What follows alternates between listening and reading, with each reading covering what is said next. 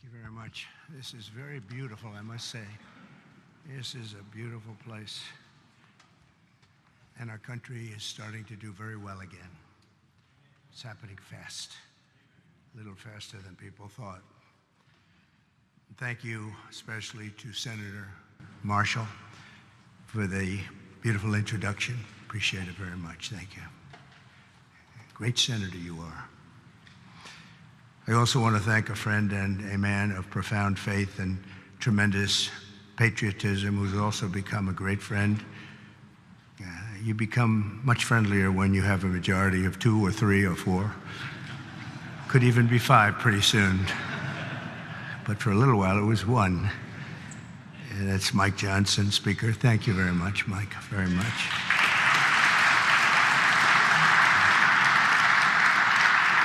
And thanks as well to somebody who's doing a fantastic job, Senator Thune. Thank you very much, Senator. It's not easy. It's not easy. It's really great. And Leader Scalise, Steve, wherever you may be, I know I think you're here someplace. There he is, a brave guy, too. A brave guy, I always say it. And Senator Chuck Schumer. Chuck, thank you very much. Thank you. Senator Hassan, thank you very much. Thank you, very nice to see you. Congressman Jeffries, thank you. And many other very distinguished leaders in the room. It's a great group of people. If we could ever come together, it would be unbelievable. Maybe it will. From the earliest days of our republic, faith in God has always been the ultimate source of the strength that beats in the hearts of our nation. We have to bring religion back. We have to bring it back much stronger. It's one of the biggest problems that we've had over the last fairly long period of time. We have to bring it back. Thomas Jefferson himself once attended Sunday services held in the old House chamber on the very ground where I stand today. So there could be nothing more beautiful than for us to gather in this majestic place. It is majestic, and reaffirm that America is and will always be one nation under God. At every stage of the American story, our country has drawn hope and courage and inspiration from our trust in the Almighty. Deep in the soul of every patriot is the knowledge that God has a special plan and a glorious mission for America. And that plan is going to happen. It's going to happen. I hope it happens sooner rather than later. It's going to happen. And it's His hand that guides us every single step of the way. And all of you and the things we have to do is to see the defining role that faith and prayer have played in the life of our nation. And you just have to look at this building, and you can look at each other. You can really look at each other. It's defined almost everyone in this room. I think faith has been very strong with the people in this room.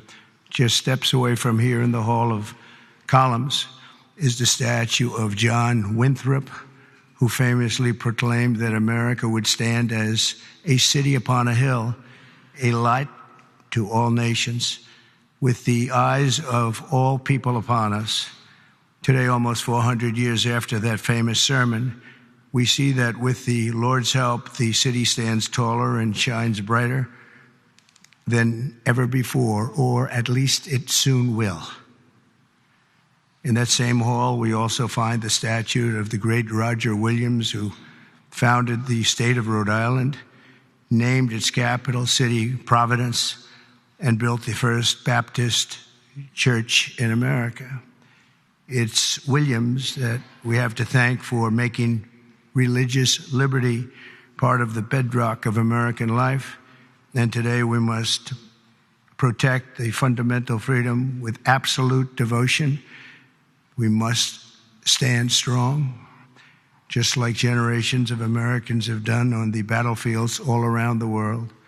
Feet away from the magnificent rotunda, another statue watches over visitors to the Capitol. George Washington, the founder of our country, often called for Americans to join together in prayer, very often.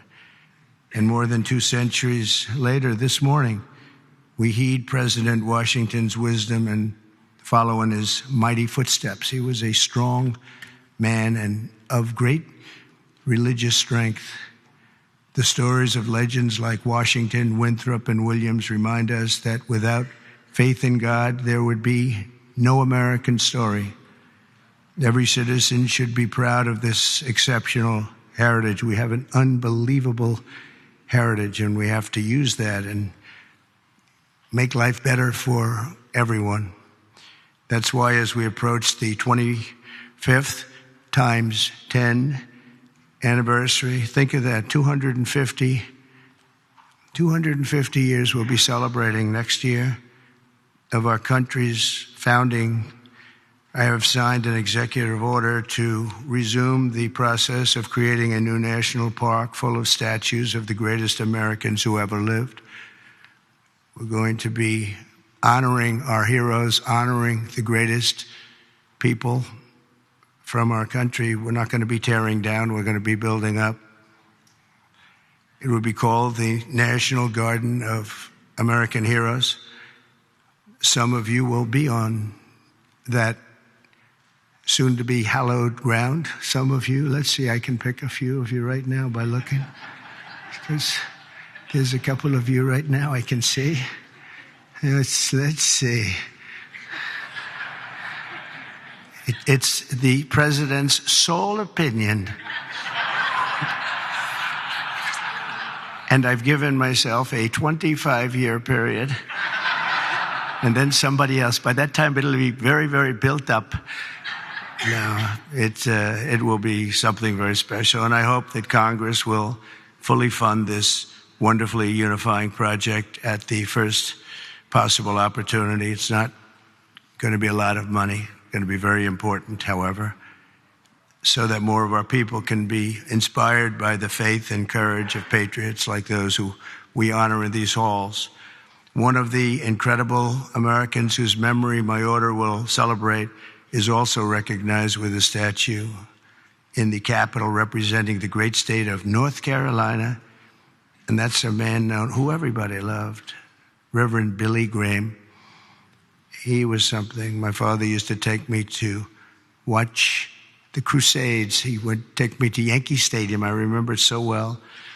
I remember it more than I remember any Yankee game, and I've seen a lot of Yankee games. Can you believe it? And Billy didn't have a bat, so, it was just pretty good. It was amazing. You'd have 60 or 70,000 people, and they loved him. They loved him. I saw him with Franklin. I don't know if Franklin's here. I just don't know, but I've gotten to know Franklin. He's done a great job with helping on tragedies and problems like in North Carolina, California. He's always the first one there. The work he does is, his father's very proud of him, I can tell you that.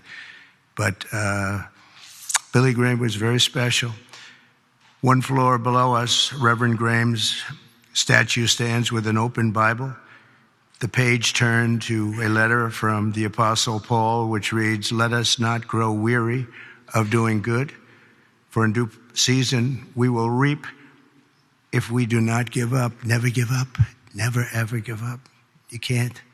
How about me? If I would have given up, I would not be here right now. Who the hell knows where I'd be? It might not be a good place. If it was up to the Democrats, it would not be a good place at all. Never, ever give up. There could be no better message for the leaders gathered here, and you are real leaders. And we must never give up, and we must never grow tired. We must never grow weary, and we always must practice good. As you know, last week, only a few miles from here, our nation witnessed a terrible tragedy when 67 people were killed in a horrible accident near Reagan Airport. As one nation, we take solace in the knowledge that their journey that night did not end in the icy waters of the Potomac, but in the warm embrace of a very loving God. None of us knows exactly when our time on earth will be over. You never know. A truth I confronted a few short months ago when there was an incident that was not fun. It was not a good thing. But God was watching me. The chances of me being here, my sons are shooters. They're really good shooters, Don and Eric. And they said the chances of missing from that range with that gun are, but Don equated it to a 1-foot putt. That's pretty bad. 2 feet I can see missing, but 1 foot you can't miss. It was the equivalent of a 1-foot putt is what he told me. He said, in fact, he gained some religion. He went up 25%. And if you know him, that's a lot. But he said there had to be somebody that saved you, and I think I know who it is. And he looked up and I said, "Whoa, Don, you've come a long way." He's a good guy, but my 2 sons just really couldn't believe it. Had I not turned that right turn just at that time, and the audience, 55,000 people standing this way, there were just a few people in the back on the bleachers. There was nobody over there except for my all-time favorite chart in history, a chart on immigration. Immigration saved my life, see? So we're going to be good for immigration, okay? But had I not made that turn, boom, and quickly, it was almost as though a deer bolted. You know, they say the only way you miss when you're a good shot is if it bolts. I bolted. I turned to the right to look at the chart, and I said, wow, what was that? What was that? So you never know, but God did that. I mean, it had to be. The chances of turning, there's no reason to turn to the right. You know, the chart is rarely brought down. I brought it down maybe 20%, and 20% of the time. And it's never on my right, it's always on my left. And it's always at the end of the speech, never the beginning of the speech. And if I was a little more than that 90-degree angle, it would be no good. And if I was a little less, it would be no good. It had to be perfect. The thing went right along the edge. It didn't affect my hair. Can you believe that? Might have touched it, but not where it counts. Not the skin part. But honestly, it's a mirror. It changed something in me. I feel even stronger. I believed in God, but I feel much more strongly about it. Something happened. So, thank you. Thank you.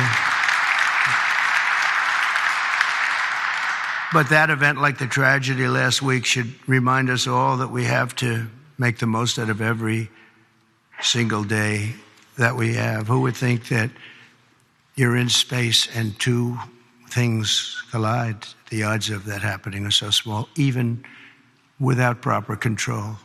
We should have had the proper control. We should have had better equipment. We don't. We have obsolete equipment. They were understaffed for whatever reason. I guess the helicopter was high, and we'll find out exactly what happened. But the odds, even if you had nothing, if you had nobody, the odds of that happening are extremely small. It's like, did you ever see, you go to a driving range in golf and you're hitting balls, hundreds of balls, thousands of hours. I never see a ball hit another ball. Balls going up all over the place. You never see them hit. It was amazing that could happen. There was a lot of mistakes made, and it should have never happened. But regardless of that, it's amazing that it happened. And I think that's going to be used for good. I think what is going to happen is we're all going to sit down and do a great computerized system for our control towers, brand new, not pieced together, obsolete like it is land-based, trying to hook up a land-based system to a satellite system. And the first thing that some experts told me when this happened is you can't hook up land to satellites and you can't hook up satellites to land. It doesn't work. We spent billions and billions of dollars trying to renovate an old broken system instead of just saying, cut it loose, and let's spend less money and build a great system done by 2 or 3 companies, very good companies, specialists. That's all it is. They used 39 companies. That means that 39 different hookups have to happen. And I don't know how many people of you are good in terms of all of the kind of things necessary for that, and it's very complex stuff. But when you have 39 different companies working on hooking up, different cities had different people, you need one company with one set of equipment. And there are some countries that have unbelievable air controller systems, and bells would have gone off when that helicopter literally even hit the same height, because it traveled a long distance before it hit. It was just wouldn't stop. It was, follow the line. But bells and whistles would have gone off. They have them where it actually could virtually turn the thing around. It would have just never happened if we had the right equipment.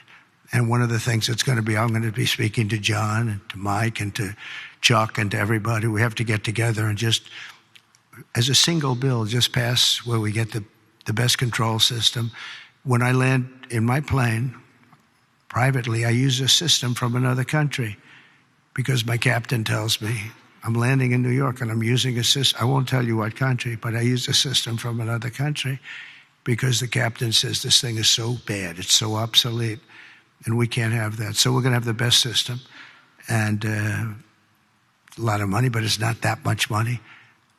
And it'll happen fast, and it'll be done by total professionals. And when it's done, you're not going to have accidents. It's just not. They're virtually not possible to have. Each of us is blessed with a precious chance to help lead America to renew our pledges of faith and everything else, and bring us to new heights and create a future of promise for our people and for ourselves. We have the most important people in the country in a true sense here, because you're the ones that are going to make the decision. You're the ones that are leading us into so many different things, whether it's the right air control system or the right size military or what to do and what not to do. Most important people. And many of you are very religious. I know so many of you are very religious. And I just think that our country has been so badly hurt. We're very hurt by what COVID did to religion. It really hurt it badly. People couldn't go to church for a long period of time. Even going outside, they were given a hard time. And I'm not blaming anybody for that, but it was very hard to gather. So they start using computers, if that. And when they come back, it's just, a whole new experience they have to get used to. But it is starting to come back. We had a fantastic thing happen yesterday. The Army had the best recruitment numbers that they've had in more than 15 years. They think it could be 25 years, actually. They're going to probably put that out, but more than 15 years just now. And we were worried about it. We were talking about it numerous times that, we don't have people joining our military services. We don't have people joining our police force. We have to cherish our police. It's so dangerous. You open a car and somebody starts shooting. They have blackened windows. You don't even have any idea who's in the car. Oftentimes they have the dark windows, which they're not, in theory, supposed to have, but they have them. The door opens and a gun is pointed at your face, and you can't do a thing about it. It's just nothing you're going to do about it. Your friends will take them out. It's happened so many times, but it's such a dangerous thing. We have to cherish these people. So today we join our hearts and prayers in recommitting to putting our country first. We have to put our country first, making America stronger and greater and more exceptional than ever before. And we have to make religion a much more important factor now. We have to make it an important factor. And if we do that, our job is just going to be much easier. It unifies people. It brings people together. Democrats are going to be able to have lunch again and dinner with Republicans. And I remember just as growing up, I'd see, I revered senators and congressmen or something very special, but they were out to dinner all the time. We had an old congressman, maybe some of Cy Halpern from Queens, and he was a friend of my father. But he'd have dinner he was a Democrat, he'd have dinner with Republicans, and he'd be out. It wouldn't even make a difference. Today, it's like shocking. And it shouldn't be. You have to get together. We really have to get together. We all know what's right and what's wrong, and there's going to be compromise on both sides. But we have to just do the right thing, and we have to get together. You did it with Marco Rubio. You got everybody who was 99 votes, and the only vote was our VP, who maybe we should have been there just to make it 100. But I think I would have been angered if it was 100. That might be a step too far, right? But no, it was great to see a vote. Pam Bondi had support from Democrats, and some of the others had some pretty good support. So, it's doable. We had a recent bill having to do with a very beautiful young lady who was killed from Georgia. And that bill was very bipartisan. It was a very beautiful thing to watch, actually. And so I think we just have to, if possible, we have to unify. There's big division. I mean, some people want an open border and some people want a closed border. We want it closed and they want it open. And that's a big difference. How do you solve that problem? It's a big difference.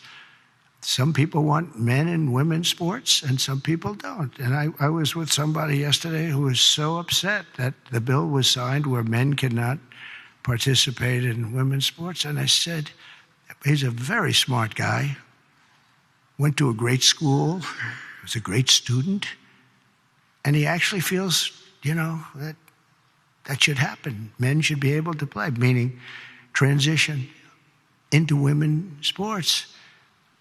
And you talk to him and it says, I don't understand it. I don't understand how the problem ever got started in the first place. It just seems so simple. But he's a good person and just believes it. He just believes it. Not going to be easy to convince him otherwise. So where is the middle ground? It's hard to have a middle ground. There's two ways. I mean, you can either do it or you can't. But I think a lot of good things are going to happen. A lot of people might be surprised to hear me say that, of all people. But I think a lot of good things are going to happen because our country's got some big headaches, but we have tremendous spirit right now.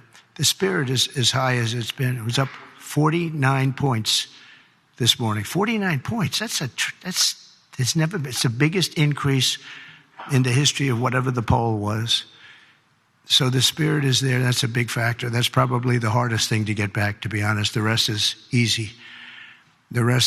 So I want to just thank you all. I want to congratulate a lot of the new members. I see so many of you that ran great races, David. That was a great race. But so many that ran great races. And on both sides, you ran some incredible races. So it's good to be with you. And God bless everybody. We want to come together, and the happiest, the person, the element, the everything that's going to be happy. People of religion are going to be happy again.